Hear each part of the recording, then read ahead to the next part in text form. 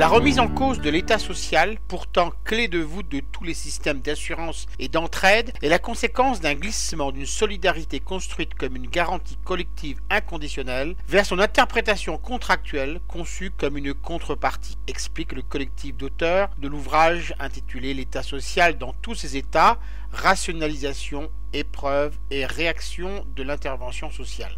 Il n'est plus question d'un devoir généralisé assumé par la puissance publique pour assurer une protection globale du citoyen face aux incertitudes de l'existence, mais de l'interpellation de chaque individu considéré comme responsable de sa réhabilitation et sommé de se mobiliser pour s'en sortir. L'État-providence a longtemps donné les moyens à la société d'accompagner et de soutenir les individus les plus vulnérables. L'État responsabilisant exige que les personnes les plus fragiles démontrent par elles-mêmes qu'elles veulent et peuvent réagir. La collectivité n'exerce plus une fonction régulatrice mais moralisatrice. Les acteurs de l'action sociale sont confrontés à une culture managériale fondée sur la performance et la rentabilité immédiate, le culte des résultats quantifiables et l'évaluation à court terme. La recherche d'une rationalité économique induit l'utilisation d'objectifs clairs, d'indicateurs d'activité fiables et de critères homogènes d'appréciation des résultats. Quantifier l'inquantifiable et nommer l'innommable, tels sont les nouveaux objectifs fixés. Les auteurs de cet ouvrage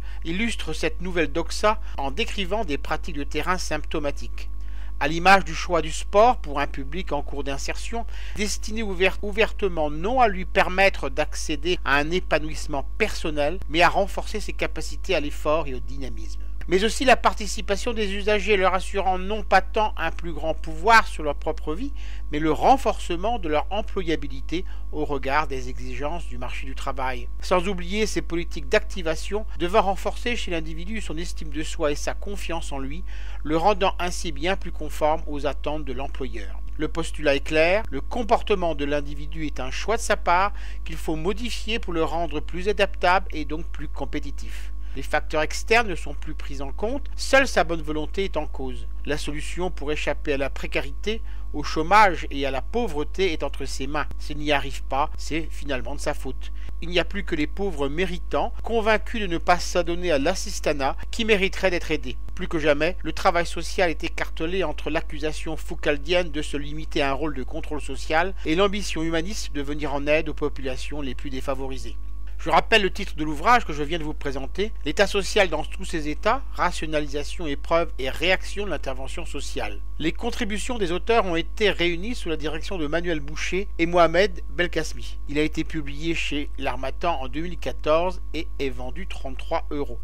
Vous pouvez retrouver le texte de cette critique dans le numéro 1171 de Lien Social. Il est consultable sur le site du journal www.lien-social.com ou sur mon propre site www.trématin.com.